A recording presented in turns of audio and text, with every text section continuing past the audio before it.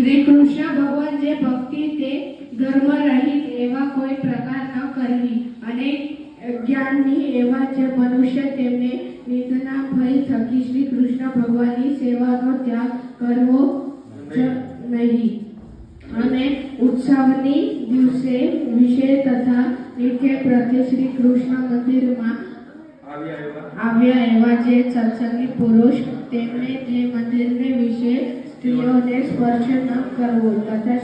સ્ત્રીઓ તેને પુરુષોને સ્પર્શ ન કરવો અને મંદિરમાં વિસર્યા પછી પોતપોતાનું રીતે વર્તવું અને ધર્મવંશી ગુરુ થકી શ્રી કૃષ્ણ